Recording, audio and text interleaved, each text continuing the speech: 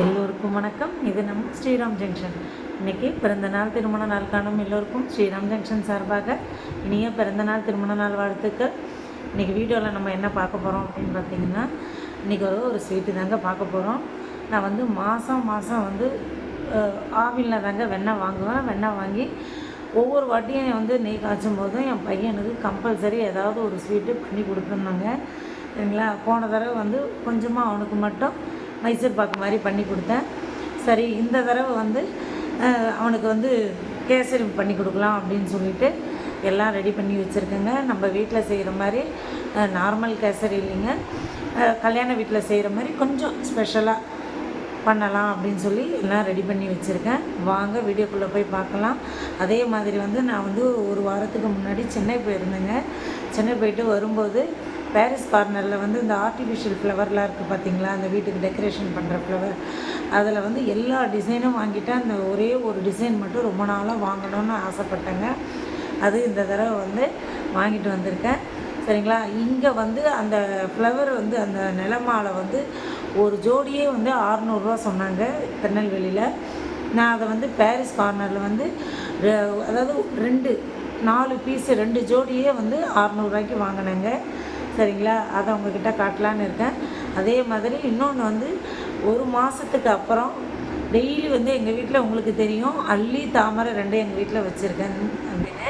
அது வந்து அல்லி வந்து ரெகுலராக டெய்லி ஒரு பூ 2 பூ அந்த மாதிரி பூத்துட்ருக்கு. தாமரை மட்டும் ஒரு மாதமாக வந்து பூவே பூக்கலை. ஆனால் நல்லா இலை மட்டும் நல்லா தழுத்து வந்தது. எனக்கே ரொம்ப கவலையாக இருந்தது. ஐயோ, நம்ம வாங்கிட்டு இந்த 4 பூவோடு நின்றுடும் போல் இருக்குது, பூக்குமோ பூக்காதான்னு சொல்லி ரொம்ப மனசு கஷ்டமாக இருந்ததுங்க. நான் ஊருக்கு போயிட்டு வரும்போது பார்க்குறேன் அழகாக 2 அரும்பு எடுத்துருக்கு. இன்னும் ஒரு 2 நாளில் பூக்கிற மாதிரி.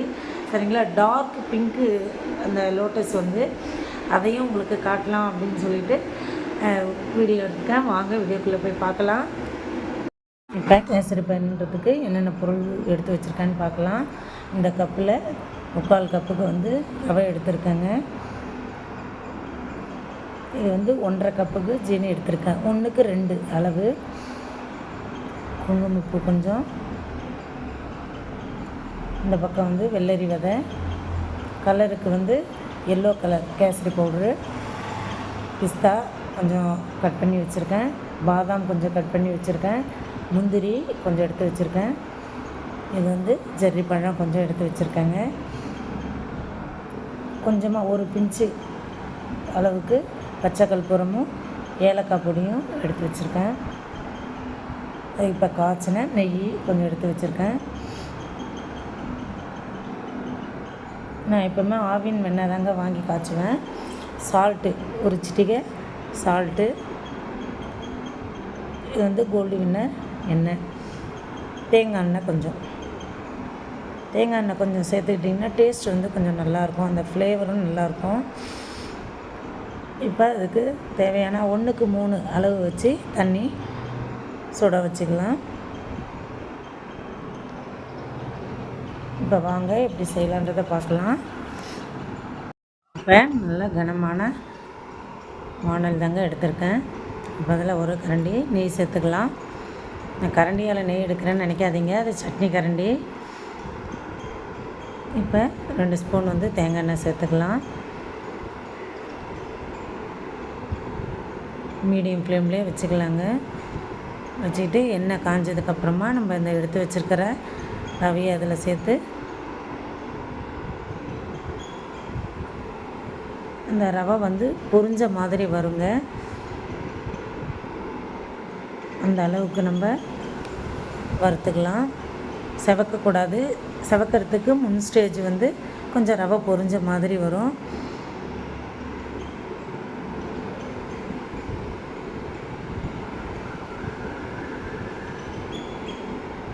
இப்போ இந்த டைமில் வந்து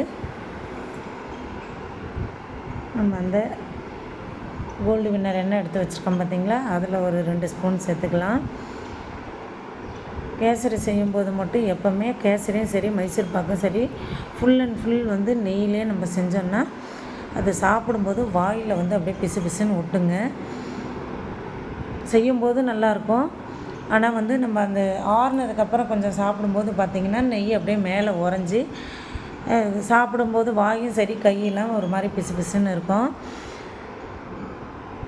அதனால தான் நம்ம வந்து கூட கொஞ்சம் எண்ணெய் சேர்த்துக்கிறோம். அதனால தான் வாசனை இல்லாத எண்ணெயாக சேர்க்குறது. கோல்டு வின்னர்னு கிடையாது. சன்ஃப்ளவர் ஆயிலில் எந்த எண்ணெயாக இருந்தாலும் சரி வாசனை இல்லாத எண்ணெயாக சேர்த்துக்கணும். தேங்காய் எண்ணெயை பொறுத்த மட்டும் அந்த நெய்யோடு சேரும்போது வாசனை நல்லா இருக்குங்க, கேசரி வாசனை. நீங்கள் இந்த மாதிரி ஒரு தடவை ட்ரை பண்ணி பாருங்கள்.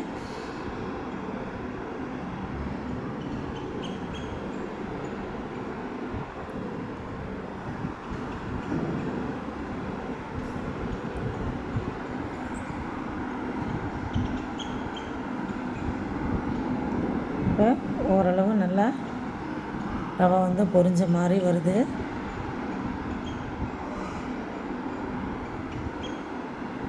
நம்ம இந்த வறுக்கிற ஸ்டேஜ் தாங்க இந்த டைம் தாங்க நம்மளுக்கு வந்து இந்த கேசரிக்கு ரொம்ப முக்கியம். இப்போ இந்த டைமில் நம்ம எடுத்து வச்சுருக்கிற ஜீனியை சேர்த்துக்கலாம். சில பேர் நினைப்பீங்க, என்னடா வந்து ஜீனியை கூட சேர்க்கும்போது ரவை வேகாமல் போயிடுமோ அப்படின்னு நினைப்பீங்க. அது வந்து எப்படி வருதுன்றதை உங்களுக்கு காட்டுறதுக்கு தாங்க நான் வந்து மெயினாக வந்து இப்போ பண்ணுறது.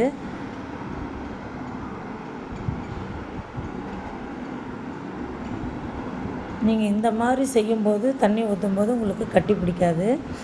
இப்போ நம்ம இந்த எடுத்து வச்சுருக்கிற குங்குமப்பூ, அப்புறம் கொஞ்சம் ஏலக்காய் பொடி சேர்த்துக்கலாம்.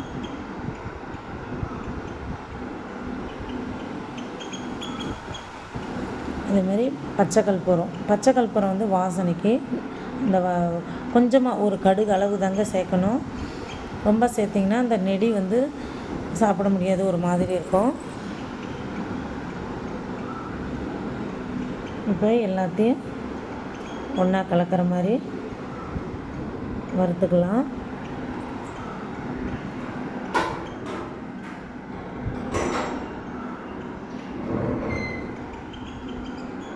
கொஞ்சம் இந்த வறுக்கிற டைம் தாங்க நம்மளுக்கு இந்த கேசரிக்கு ரொம்ப முக்கியம்.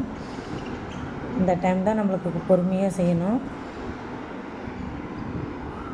இப்போ நம்ம அந்த பக்கம் தண்ணி கொதிக்க வச்சுருக்கோம் பார்த்திங்களா, அதாவது 1 கப்பு அளவுக்கு 3 கப்பு தண்ணிங்க.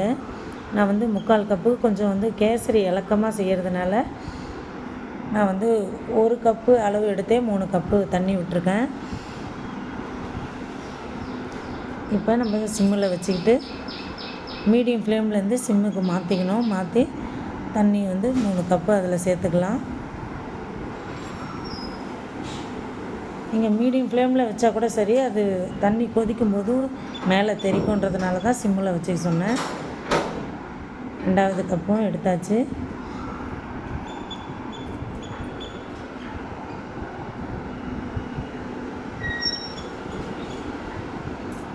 இப்போ 3 கப்பு தண்ணி ஊற்றி கொஞ்சம் கலந்து விட்டதுக்கப்புறமா மீடியம் ஃப்ளேமில் வச்சுக்கலாம்.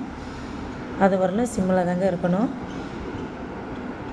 இப்போ பாருங்கள், ஓரளவு எல்லாமே மிக்ஸ் ஆகிடுச்சு. இந்த டைமில் நம்ம மீடியம் ஃப்ளேமில் வச்சுக்கலாம். நின்று தாங்க அது வேகணும். நம்ம எடுத்த அடுப்புலேயே வந்து ஹை ஃப்ளேமில் வச்சிடக்கூடாது. ஒரு சின்ன சின்ன விஷயம் கூட கேசரியோட வந்து அந்த டேஸ்ட்டும் சரி, அந்த இது மாறிடும். ரவை இந்த பக்கம் வெந்துட்டுருக்கு. இந்த ஜீனி எல்லாம் சேர்த்தாச்சு. இதில் இப்போ சிம்மில் வச்சுருக்கேன். இந்த பக்கம் வந்து ஒரு சின்ன வானலில் நெய் ஒரு 8 ஸ்பூனும் ஒரு 2 ஸ்பூன் எண்ணெயும் சேர்த்து சூடான உடனே நம்ம இந்த எடுத்து வச்சுருக்கிற நட்ஸ் எல்லாம் ஒவ்வொன்றா சேர்த்துக்கலாம். சிம்மிலே வச்சுக்கலாங்க. அப்போ தான் வந்து ரொம்ப செவந்துடாமல் மீடியமாக பொரியும். பழத்தை வந்து கடைசியாக போட்டுக்கலாம். நம்ம இந்த பருப்புலாம் நல்லா செவந்துருச்சுங்க. இதை எடுத்து நம்ம இப்போ அந்த கேசரியில் போட்டுக்கலாம்.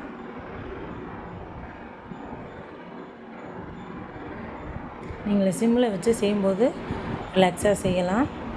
இது அந்த கேசரி பவுட்ரு எல்லோ கலரும் அதில் கொஞ்சம் சேர்த்துருக்கேன். இந்த பைனாப்பிள் வந்து எசன்ஸுங்க. இது வந்து ஒரு 2 ட்ராப் விடும்போது பைனாப்பிள் புட்டிங் மாதிரி இருக்கும் அந்த ஸ்மெல்லு. அதுதான் கொஞ்சம் ஃபைனலாக சேர்த்துருக்கேன்.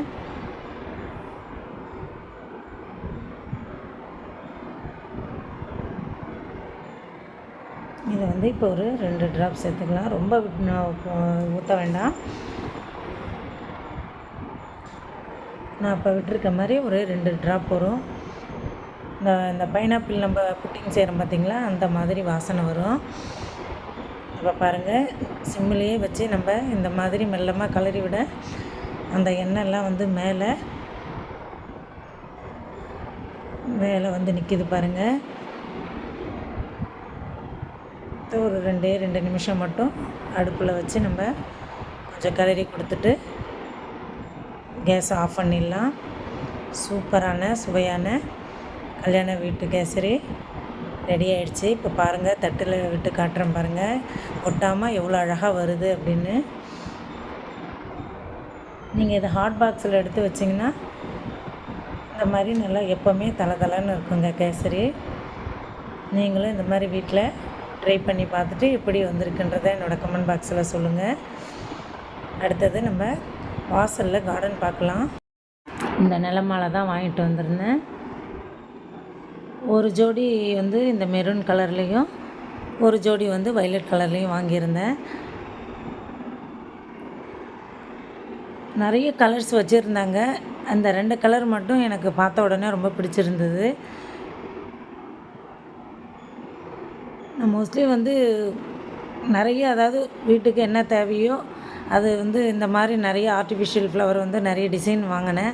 இந்த ஒன்று மட்டும் வாங்கணும்னு நினைக்கும்போது எனக்கு ஒன்று கலர் அமையாது, இல்லைன்னா வந்து இந்த மாதிரி டிசைன் இருக்காது. அது பாரிஸில் அந்த யூடியூப்பில் பார்த்துருந்தேன். அந்த இது வந்து நான் சேவ் பண்ணி வச்சுருந்தேன். அந்த உடனே டக்குன்னு எனக்கு பாரிஸ் போனோடனே ஞாபகம் வந்தது. உடனே விசாரிச்சுட்டு போய் எடுத்துகிட்டு வந்தேங்க. எப்படி இருக்குன்றதை என்னோடய கமெண்ட் பாக்ஸில் சொல்லுங்கள். இந்த வீடியோ உங்களுக்கு பிடிச்சிருந்ததுன்னா என்னோடய சேனலுக்கு சப்போர்ட் பண்ணுங்கள், சப்ஸ்கிரைப் பண்ணுங்கள், பெல் ஐக்கான் பட்டனை ஆல் கொடுங்க. இதோட நெக்ஸ்ட் வீடியோவில் பார்க்கலாம். பாய்.